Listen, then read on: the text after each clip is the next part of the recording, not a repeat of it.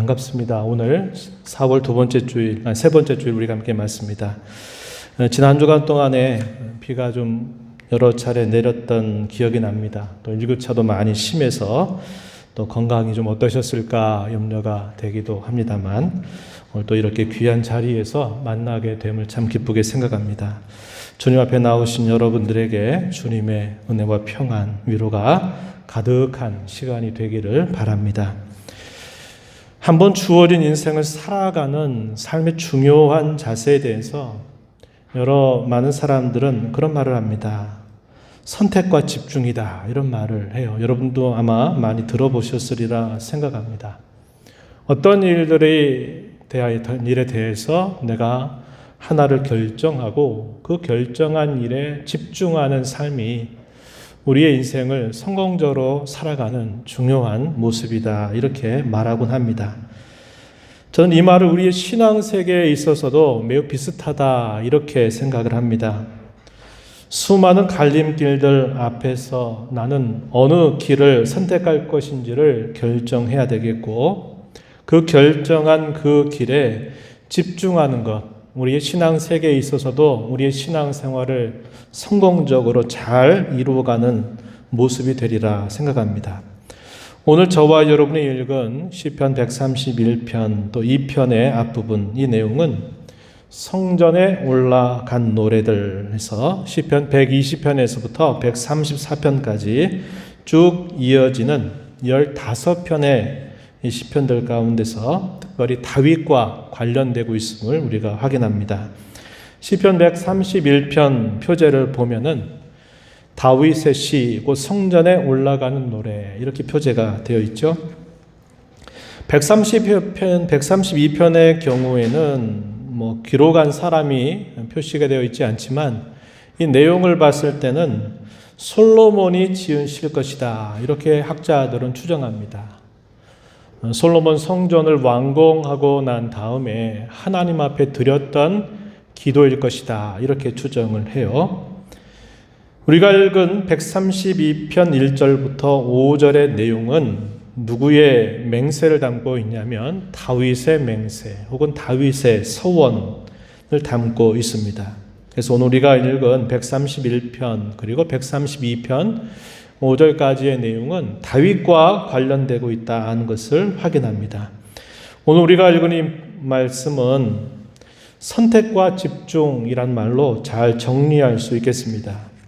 성경은 의인의 길과 악인의 길이 있다, 또 다르게 겸손과 교만에 대해서 이야기합니다. 이것은 매우 중요한 갈림길이 된다고 가르쳐 주고 있습니다. 두 가지의 갈림길 앞에서 어느 길을 택할 것인가, 또한 그 택한 그 길에서 과연 무엇을 집중할 것인가 하는 것을 오늘 우리는 이 말씀을 통해서 확인할 수 있다는 것입니다. 오늘 이렇게 선택과 집중이라고 하는 이런 내용을 가지고서 오늘 본문의 말씀을 가지고 우리에게 주시는 교훈의 귀를 기울이기를 원합니다. 선택에 대한 부분, 우리가 읽은 131편 1절 말씀에 보면은 이렇게 다윗이 고백했습니다. 여호와여, 내 마음이 교만하지 아니하고 내 눈이 오만하지 아니하오며 내가 큰 일과 감당하지 못할 놀라운 일을 하려고 힘쓰지 아니하나이다. 이 표현 속에서 우리가 확인하는 부분은 그가 선택한 중요한 그 길이 무엇인가, 그것은 하나님 앞에 겸손하게 모든 것을 내려놓겠다라는 것을 고백하고 있는 표현입니다. 자신과 관련해서 자기와 관계되는 한 자신은 겸손히 내려놓고 하나님께 맡겨드리겠다라는 그런 선택을 고백하고 있습니다. 자신이 누구인가를 안다면 이러한 고백을 할 수 있겠죠. 자기 자신이 얼마나 부족하고 한계가 많이 있는 존재인가, 그가 얼마나 연약한 자인가를 잘 알고 있다면 하나님 앞에서 이렇게 겸손하게 고백할 수 있게 될 겁니다. 반면에 우리 하나님은 지혜로우신 분이시고 하나님은 참으로 능하신 분이라고 하는 사실을 알게 되기 때문에 그렇습니다. 가끔씩 요약을 하지만은 말씀드리지만은 종교개혁자 칼빈은 그런 말을 했어요. 바르고 건강한 성경이 가르치는 두 가지 지혜의 부분이 있다. 그것은 무엇이냐면 하나는 자기 자신이 누구인가를 정확하게 아는 것이다. 또 하나는 하나님이 누구이신가를 정확하게 아는 것이다. 이것이 성경이 우리에게 가르치는 바르고 건전한 지혜의 두 부분이다. 이렇게 말한 바가 있습니다. 다윗은 자신의 자질 그리고 자신의 지혜와 힘이 어떠한지를 알고 있습니다. 반면에 하나님의 지혜와 하나님의 능력이 어떠한지를 잘 알고 있습니다. 그래서 그는 하나님 앞에 겸손하게 이렇게 고백을 하고 있는 것입니다. 그는 교만 대신에 겸손을 선택하고 하나님 앞에서 자신을 내려놓겠다라고 이렇게 고백하고 있다는 것입니다. 무엇을 내려놓겠다고 말씀을 하시는가? 1절 읽은 말씀을 다시 보면은 큰 일, 감당하지 못할 놀라운 일을 내려놓겠다라고 이렇게 고백합니다. 우리말 성경에서 여기 중요한 표현이 하나 빠졌다 제가 말씀을 드렸는데요. 그것이 뭐냐면 자기를 위하여라고 하는 이 표현이 우리말로 옮겨지면서 빠졌어요. 그러니까 여러분들이 이 성경을 읽으실 때 어떤 말을 첨부해서 읽으면 좋으시겠느냐. 자기를 위해서 큰 일과 감당하지 못하는 놀라운 일을 내가 하려고 하지 않겠다. 힘쓰지 않겠다라고 그는 고백하고 있다는 것입니다. 이 말은 자기 자신과 자신에 대한 모든 것들을 내가 다 하나님께 내려놓겠습니다. 하나님께 맡겨드리겠습니다. 라는 말을 뜻하고 있는 것입니다. 자신의 자질에 대하여 자기가 가지고 있는 지혜와 힘, 자신의 안위와 생명, 자기 자신이 가지는 야망과 꿈, 이 모든 것들을 나는 다 내려놓겠습니다. 이런 표현을 하고 있는 것입니다. 우리가 잘 아는 신약성경 가운데 야고보서 4장 13절 14절 말씀에 보면 이런 말씀이 있어요. 들으라, 너희 중에 말하기를 오늘이나 내일이나 우리가 어떤 도시에 가서 거기서 1년을 머물며 장사하여 이익을 보리라 하는 자들아,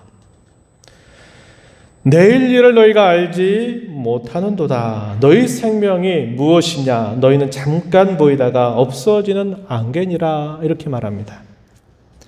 사람이 계획을 세우죠. 오늘 내일 1년이라고 하는 계획을 세우고 내가 어떤 새로운 도시에 가서 거기서 내가 장사를 잘해서 많은 이득을 남기겠다라고 이런 계획을 세운 사람에 대해서 너희는 내일 일을 알지 못한다.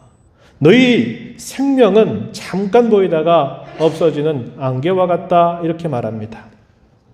이 말은 사람이 어떤 계획을 세우지 말라, 어떤 계획도 세우지 말고 그저 닥치는 대로 살아가라, 이걸 말하는 말이 아니고 하나님을 생각지 않고 자기의 야망과 꿈과 어떤 기대를 가지고서 무엇인가를 해서 내가 분명히 뭔가를 남길 거야 라고 생각하는 이런 사람에 대하여 내일 일을 알지 못한다. 내일은 너의 것이 아니다. 너희 생명은 안개와 같은 존재일 뿐이다. 이렇게 깨우쳐 주고 있는 것입니다. 다윗이 이렇게 131편 1절에서 고백했던 이 내용은 우리가 그의 생애를 보게 되면은 그가 이렇게 고백했던 내용과 그의 삶이 얼마나 많이 일치되고 있는가를 우리는 확인할 수 있습니다. 다윗의 이런 선택, 이런 다짐은 그의 생애 속에서 잘 증명됩니다. 우리가 다윗에 대해서 너무나 잘 알고 있죠. 다윗의 생애를 크게 두 부분으로 나눠볼 수 있습니다. 하나는 그가 기름 부음을 받고 왕으로 세워지기까지의 오랜 준비의 시간, 이게 한 부분이고, 또 한 부분은 그가 마침내 왕으로 즉위해서 그가 통일왕국을 다스리게 되는 그런 모든 시간들, 이렇게 두 부분으로 나눠볼 수 있습니다. 기름 부음을 받고 그가 왕으로 세워지기 전까지 그는 많은 시련과 고난, 많은 훈련과 연단의 시간들을 보내게 됩니다. 자신이 잘못한 죄에 대하여 자기가 그런 시련과 고난을 당하게 되면 감내할 수 있겠는데 그런 것이 아니었습니다. 그는 무고하게 자신을 죽이려고 했던 사울 왕을 피해서 오랜 도피 생활을 하게 됩니다. 그런 가운데서 그의 생애 가운데 두 번의 절호의 기회가 주어졌죠. 사무엘상 24장, 26장에 보면은 그러한 내용이 소개가 됩니다. 그 내용이 어떤 내용이냐? 그가 불 속에 피해 있어서 어디로 숨을 수 없는 그런 상황에 있게 됐을 때 사울 왕이 거기에 용변을 보려고 들어왔을 때 그를 처단할 수 있는 기회가 있었습니다. 다윗 옆에 있었던 그의 군사는 왕이시여, 지금이 하나님이 주신 절호의 기회입니다. 이번에 처단하시죠. 그러면 시간들이 다 끝나지 않겠습니까? 이렇게 말할 때 다윗은 옷자락을 베고 더 이상 하지 않아요. 잘 아시는 것처럼 옷자락을 벤 것마저도 그의 양심의 찔림을 받아서 하나님 앞에 회개를 올렸던 그의 모습을 우리가 떠올려 보게 됩니다. 또 한 번은 사울 왕이 자고 있는 동안에 또 한 번 그를 죽일 수 있는 절호의 기회가 있었다는 겁니다. 그런 가운데서도 다윗은 절대로 내가 하나님이 기름 부어 세우신 왕을 내가 건들지 않겠다, 이러한 자세를 그가 취하게 된 겁니다. 자기에게 쉽고 빠른 길이 자기 앞에 기회를, 절호의 기회로 주어지게 되지만 그는 자기 자신의 안위를 도모하지 않고 하나님 앞에서 하나님의 뜻을 구하면서 그는 자기가 가고 있는 그 고난과 시련과 쫓기는 그 삶이 얼마나 오랜 동안 더 계속될는지를 가늠할 수 없지만, 그것이 언제 끝날는지 모르지만 그는 옳은 길을 택하고서 그가 처신하는 모습을 보여줍니다. 그가 왕이 되고 난 다음에 그는 모든 전쟁에서 한 번도 패한 적이 없는 계속적인 승전을 이루게 됩니다. 그런 가운데서도 그는 자신을 위해서 나라의 강성함이나 또 명예를 추구하지 않습니다. 그의 생애 가운데 참으로 안타까웠던 하나의 사건이 발생합니다. 간음죄와 살인죄를 범하게 된 사실입니다. 그것으로 인해서 그는 혹독한 징계를 받게 됩니다. 그의 가족이 산산조각이 날 만큼 참 많은 시련을 겪게 되고, 특별히 그가 그토록 자기 목숨보다 사랑했던 아들 압살롬에 의해서 반란을 경험하게 되면서 왕궁으로부터 도피하게 되는 일이 있기도 했습니다. 그런 가운데서 사울의 후손 중에 한 사람 시므이라고 하는 사람이 이 다윗을 향해서 먼지를 날리면서 무고하게 그를 저주하는 행태를 보이기도 했다는 것입니다. 이 내용이 사무엘하 15장 16장에 나타났는데요. 16장 10절 이하에 이런 말씀을 제가 좀 소개해 드릴 수 있어요. 다윗의 옆에 있는 그의 부하가 저 시므이 왕께서 말 한마디 하면 제가 단번에 그를 죽이겠습니다 라고 말씀을 드렸을 때 다윗 왕이 이렇게 말합니다. 수르야의 아들들아, 내가 너희와 무슨 상관이 있느냐? 그가 저주하는 것은 여호와께서 그에게 다윗을 저주하라 하심이니 네가 어찌 그리하였느냐? 할 자가 누구겠느냐? 이렇게 말하죠. 또 이렇게 말합니다. 다윗이 아비새와 모든 신하들에게 이르되 내 몸에서 난 아들도 내 생명을 해하려 하거든 하물며 이 베냐민 사람이랴. 여호와께서 그에게 명령하신 것이니 그가 저주하게 버려두라. 혹시 여호와께서 나의 원통함을 감찰하시니 오늘 그 저주 때문에 여호와께서 손으로 내게 갚아 주시리라. 이렇게 대답을 했습니다. 얼마나 그 다윗의 마음가짐이나 그의 자세가 자기가 무엇인가를 할 수 있는 기회가 주어져도 그 기회를 다 그대로 버려두죠.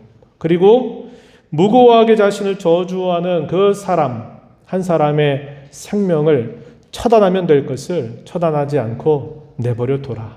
하나님이 저에게 하라고 허락하셔서 한 것이니까 내버려둬라. 하나님께서 나를 선으로 갚아 주시기를 나는 원할 뿐이다. 이렇게 대답을 하기도 했다는 겁니다. 다윗은 시편 131편 1절에서 고백했던 그의 고백. 내가 나를 위해서 큰일이나 어떤 놀라운 일들을 나는 하려고 하지 않을 것입니다. 힘을 빼버릴 것입니다.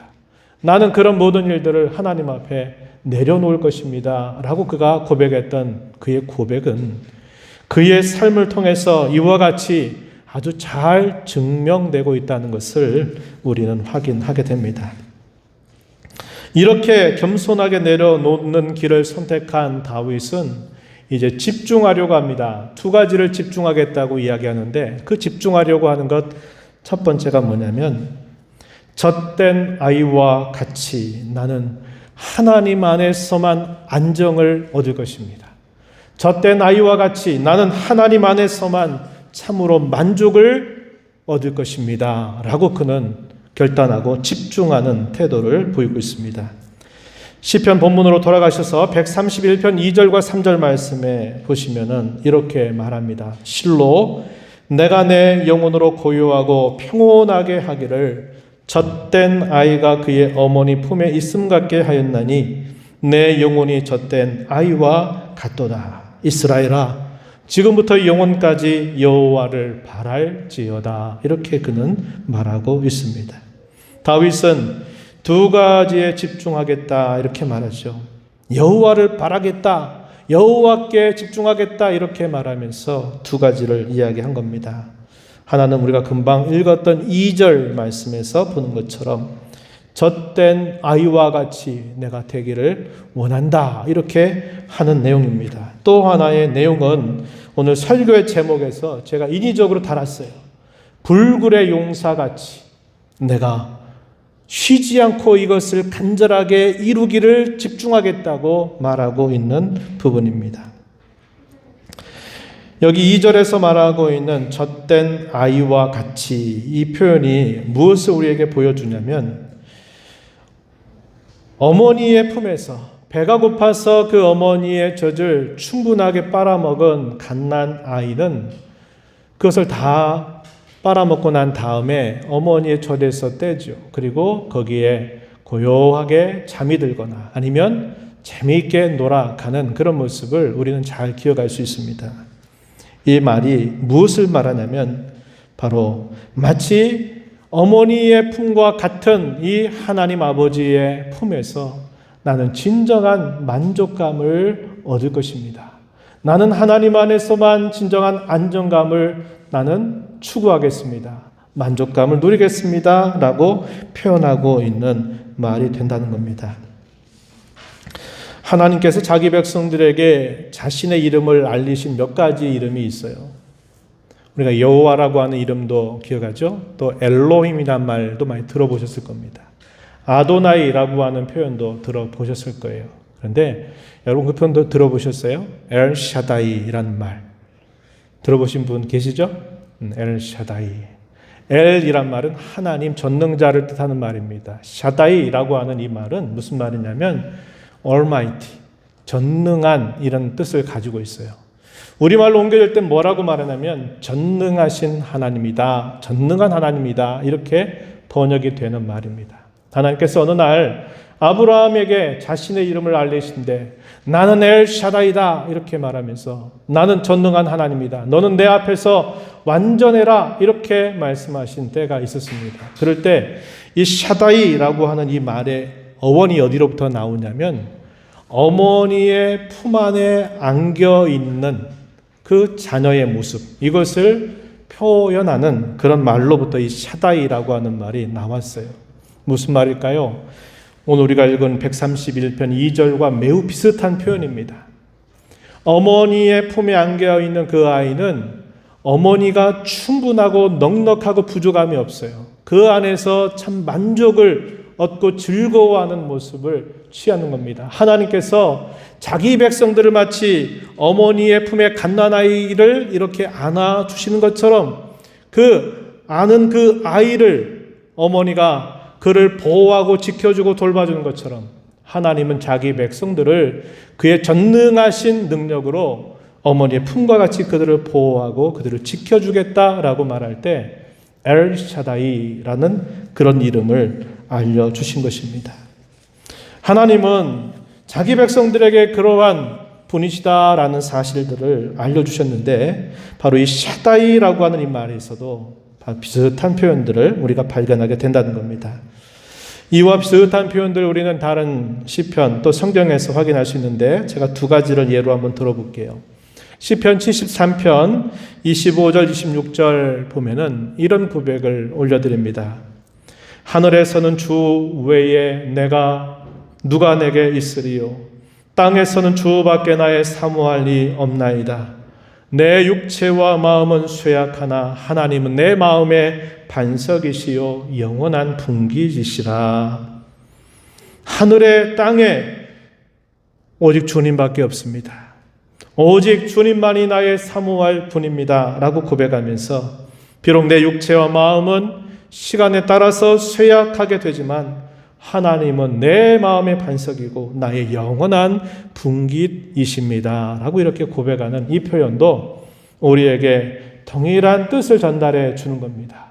오직 하나님만으로 만족하겠다. 하나님 안에서 나는 참된 안정을 얻겠다라고 집중하는 모습을 보여주고 있다는 것입니다.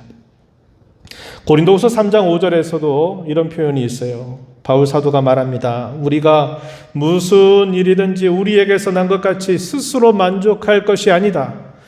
오직 우리의 만족은 하나님으로부터 난다. 이렇게 말하고 있습니다. 진정한 만족은 우리가 바라고 얻고 기대하는 그 어떤 것들을 얻는데 진정한 만족이 있는 것이 아니라 우리의 참된 만족은 오직 하나님으로부터 난다. 오직 하나님께 있다라는 사실을 바울 사도가 잘 가르쳐 주고 있다는 것입니다.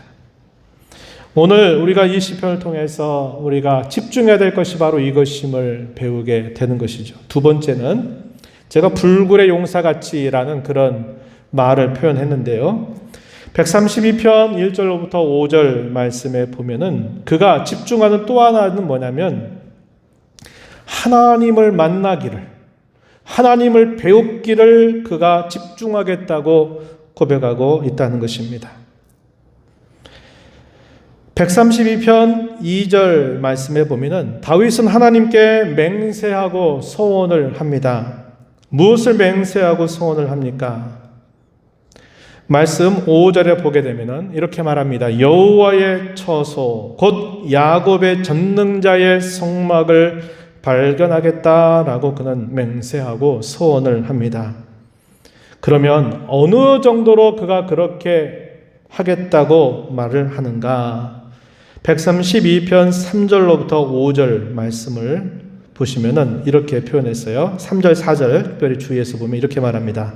내가 내 장막집에 들어가지 아니하며 내 침상에 오르지 아니하고 내 눈으로 잠들게 하지 아니하며 내 눈꺼풀로 졸게 하지 아니할 정도로 그럴 때까지 나는 여호와의 처소를 발견하겠다라고 맹세하고 소원을 했다고 이야기해 줍니다. 이게 무슨 말일까요? 우리가 잘 안 것처럼 다윗은 하나님께서 거하실 처소를 마련하는 일에 있어서 얼마나 깊은 열정을 가지고 있었고 그의 삶을 얼마나 거기에 집중했는가를 우리는 잘 알고 있습니다. 그는 성막이 바알레 유다라고 한 곳에 있는 것을 알고서 그가 왕으로 즉위했을 때 자신이 있는 궁으로 그 언약궤를 모셔오기를 간절히 열망을 했습니다. 이게 사무엘하 6장에 보면은 이러한 내용들을 확인해 볼 수 있어요. 그런데 그런 과정에서 큰 사건이 하나 터지게 됩니다. 그것이 뭐냐면 나군의 타작마당에 이르렀을 때 그 언약궤를 운반하는 소가 뛰놀게 되니까 그 언약궤를 붙잡았어요. 붙잡는 순간에 죽음을 당하게 된 겁니다. 그래서 베레스 우사라는 말이 만들어지게 돼요. 그래서 다윗이 그 언약궤를 한 번에 모셔오지를 못하고 그 언약궤가 어디로 가냐면 오베데돔이라고 하는 사람의 집에 3개월 동안을 머물게 됩니다. 그리고 3개월이 지나고 나서 또다시 그 언약궤를 자기의 궁으로 들여오려고 하는데 얼마나 많은 주의 그리고 얼마나 많은 섬세한 준비를 하고 있는지 집중하고 있는지를 우리가 확인할 수 있게 됩니다. 그리고 마침내 언약궤를 자기가 있는 궁으로 모셔오게 돼요. 여기에 그치지 않습니다. 다윗이 어느 날 근심하는 자세를 보이는데요. 사무엘하 7장 2절 말씀에 보면은 다윗이 근심하는 내용이 있었어요. 그게 소개되기를 이렇게 말합니다. 사무엘하 7장 2절에 왕이 선지자 나단에게 이르되 볼지어다 나는 백향목 궁에 살거늘 하나님의 궤는 휘장 가운데에 있도다. 이렇게 말하면서 다윗이 근심을 했다라고 이렇게 표현을 하고 있습니다. 언약궤를 자기가 살고 있는 백향목 궁으로 모셔왔어요. 그런데도 그의 마음이 계속적으로 불편합니다. 왜냐? 언약궤가 휘장 가운데 그저 있는 것을 너무나 안타까워하게 된 거예요. 그러면서 그가 어떤 소원을 가지냐면 내가 여호와의 언약궤가 거하는 성전을 짓고 싶다고 하는 소원을 갖게 됩니다. 그러나 잘 아신 바와 같이 하나님은 그 성전 짓는 것을 다윗에게 허락하지 않아요. 그리고 그의 아들 솔로몬에게 그 일들을 하도록 하나님께서 말씀하십니다. 그러나 다윗은 어떻게 합니까? 자기가 가지고 있는 모든 소중한 것들을 이 성전을 짓게 하는 일들을 위해서 아낌없이 준비를 다 해놔요. 내가 비록 이 일은 허락받지 않았지만 이 일이 될 수 있는 모든 일들을 그가 다 준비를 해놓는 자세를 갖게 된 겁니다. 불굴의 용사와 같이 그가 맹세하고 소원한 그 내용은 여호와의 처소를 발견할 때까지 내가 내 일상적인 삶을 다 포기하겠다라고 말하는 정도의 결단을 한 것입니다. 그리고 그가 그 언약궤를 자기가 있는 궁으로 모셔오는 일뿐만 아니라 그 언약궤가 거할 수 있는 여호와의 성전 짓기를 그토록 열망하는 자세를 그는 보였다고 하는 것입니다. 그렇다면 여기 처소를 발견한다 하는 이 말의 의미가 무슨 뜻일까요? 132편 13절 14절 말씀 한번 가서 보시면은 이렇게 말합니다. 여호와께서 시온을 택하시고 자기 거처를 삼고자 하여 이루시기를 이렇게 표현했죠. 또 16절 14절에 보면 이는 내가 영원히 쉴 곳이라 내가 여기 거주할 것은 이를 원하였음이로다 이렇게 말씀을 하고 있습니다. 이게 무슨 말입니까? 이 처소를 발견한다라고 할 때 그 진정한 목적이 무엇인가? 그것은 여기 우리가 읽었던 말씀처럼 하나님과 함께 거주한다는 거죠.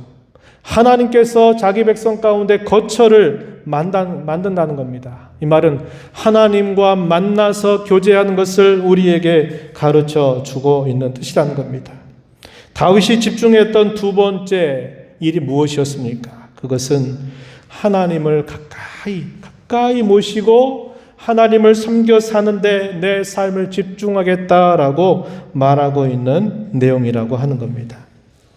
이것이 구약의 역사를 보게 되면 성막에서 성전으로 그것이 바뀌게 되죠. 그리고 성전이 신약 시대에 오게 되면 교회로 또 바뀌게 됩니다. 또 그것이 하나님의 나라로 연결된다는 것을 우리가 성경의 이야기를 통해서 우리가 살펴보게 된다는 거죠. 우리가 이런 말씀을 보면서 다윗이 선택했던 일, 자기 자신과 관계에서는 나는 겸손히 모든 것들을 내려놓고 하나님께 맡기겠다. 내 야망이나 꿈이나 내 힘과 지혜는 내가 의지하지도 않겠고 내가 꿈꾸지도 않겠다. 그건 다 하나님의 처분에 나는 맡겨드릴 것이다 라고 그는 선택했고 그의 삶에 그가 그토록 집중하고자 원했던 것은 한편으로는 나는 젖대 나이와 같이 하나님 안에서만 안정을 찾을 것이고 하나님 안에서만 만족을 누리겠다고 그는 말하고 있는 겁니다. 또 한편 나는 하나님을 만나서 그분을 가까이 사는 것처럼 또 그분을 섬겨 사는 것을 내 삶의 가장 중요한 일로 집중하겠다고 그는 힘을 모으고 있다고 하는 것입니다. 오늘 저와 여러분이 이 말씀을 보면서 우리의 삶을 한번 돌아보게 되기를 바랍니다. 오늘 우리가 이 말씀을 보면서 다윗이 하나님 앞에 그렇게 말했던 것처럼 우리 자신도 우리 자신에 관한 한 겸손히 내려놓자고 말씀드립니다. 자신과 관계된 일, 먹고 사는 일이나 자기의 목표나 야망을 이루어가는 그런 모든 일들, 그런 일들만이 아니라 심지어는 하나님과 관계된 일, 내가 무엇인가를 해보겠다라고 하는 그런 일들조차도 우리가 하나님 앞에 겸손히 내려놓자는 것입니다.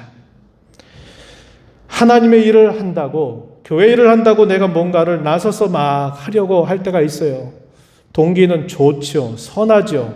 그런데도 그런 과정에서 결국 내 힘으로 무엇인가를 해보려고 하다가 반대에 부딪히고 안 되는 일을 우리는 많이 경험하곤 하는 겁니다. 우리가 소위 하나님과 관계된 일이라 할지라도 내가 무엇인가를 하려고 할 때는 그런 일들이 안 된다는 것을 우리가 기억해야 합니다. 하나님께 맡겨드리는 거예요. 하나님이 해주시기를 바라고 하나님의 처분에 맡겨드리는 자세를 우리가 언제나 가지고 살자고 하는 것입니다. 내가 한 것이 아니라 하나님께서 내 안에서 하시도록 내려놓고 맡겨드리는 자세를 우리는 잊지 말아야겠다는 것입니다. 로마서 12장 3절에 보면 이런 말씀이 있어요. 내게 주신 은혜로 말미암아 너희 각 사람에게 말하노니 마땅히 생각할 그 이상의 생각을 품지 말고 오직 하나님께서 각 사람에게 나누어 주신 믿음의 분량대로 지혜롭게 생각하라. 바울 사도가 이러한 권면의 말씀을 주고 있습니다. 우리가 대부분 살아가면서 많은 생각들에 젖어요. 또 많은 생각들을 하면서 염려하고 근심하고 또 꿈을 꾸기도 하고 비전을 가지기도 할 수 있어요. 그런데 내 정도에 맞게, 내 분량에 맞게, 믿음의 분량에 맞게 그런 정도만 생각하고 그런 정도만 내가 가져야지, 그런 분량들을 무시하고서 내가 더 큰 욕심을 부리거나 그러다 보면 거기에 교만이 생기고 자기 자랑이 생기고 또 자기 자신의 힘에 붙여서 결국 주저앉게 되는 일들이 얼마나 많이 있는지 모른다고 하는 거죠. 또 이렇게 야고보서 4장, 아까 우리가 읽었던 말씀 뒷부분에 보면은 또 이렇게 말합니다. 4장 15절 16절 이렇게 말해요. 내가 어느 도시에 가서 1년 동안 장사해서 이익을 남기겠다고 큰 꿈을 가지고 뭔가 계획을 세우고 하는 것 대신에 이렇게 하라고 가르쳐 줍니다. 너희가 도리어 말하기를 주의 뜻이면 우리가 살기도 하고 이것이나 저것을 하리라 할 것이거늘 이제도 너희가 허탄한 자랑을 하니 그러한 자랑은 다 악한 것이다. 이렇게 말합니다. 뭐가 중요한 표현일까요? 주님의 뜻이라면 이 말입니다. 주님이 기뻐하신다면, 주님이 하고자 하신다면, 주님이 원하신다면, 주님이 그렇게 하도록 허락하신다면 그렇게 구하고 그렇게 살 것이지, 주님의 뜻과 상관없이, 주님의 허락과 상관없이 자기 자신 스스로 어떤 계획을 세워서 뭔가를 내가 도모하고 뭔가를 남겨보겠다 하는 그런 자세는 하지 말라고 우리에게 가르쳐 줍니다. 저와 여러분이 성도로 사는 복된 삶은 마땅히 생각할 그 이상의 생각을 품지 않는 겁니다. 우리가 생각할 수 있는 정도, 할 수 있는 정도, 지금 내가 할 수 있는 그런 정도, 그런 정도를 항상 믿음으로 생각하는 자세를 갖고 오직 하나님의 뜻을 구하고 하나님과 동행하는 삶을 살아가는 것에 있음을 잊지 말자고 하는 것입니다. 두 번째는 하나님에 관한 한 집중하자는 거예요. 집중하자, 힘을 모으자는 겁니다. 두 가지 하겠죠. 하나는 뭡니까? 하나님만으로 만족하는 일에 집중하자라고 하는 것입니다.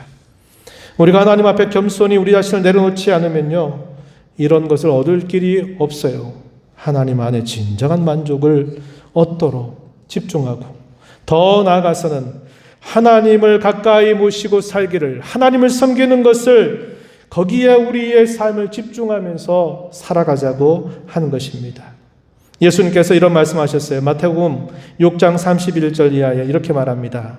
그러므로 염려하여 이르기를 무엇을 먹을까 무엇을 마실까 무엇을 입을까 하지 말라.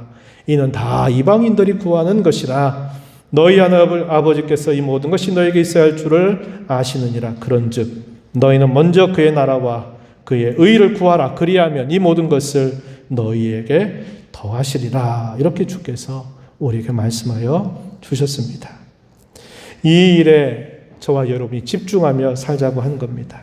우리가 잘 아는 웨스트민스터 소요리 문답 제1문은 이렇게 묻고 답합니다. 사람의 제일 되는 목적이 무엇입니까? 답하기를 사람의 제일 되는 목적은 하나님을 영화롭게 하는 것과 영원토록 하나님을 즐거워하는 것입니다. 이렇게 말합니다.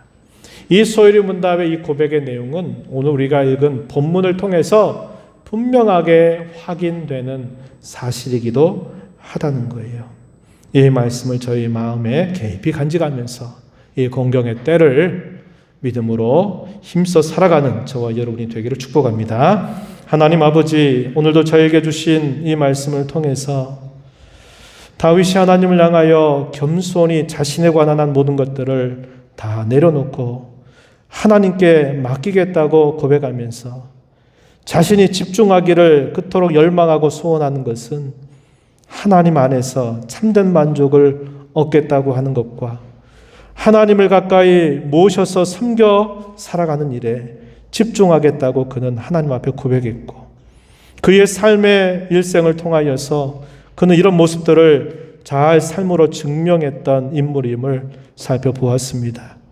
이 공경의 때를 살아가는 저희 모두에게도 이러한 다윗의 고백과 이러한 삶의 자세를 잘 배우게 하여 주셔서 믿음으로 주님을 기쁘시게 섬겨 살아가는 저희 모두가 되도록 인도하여 주옵소서. 예수님 이름으로 기도하옵나이다. 아멘.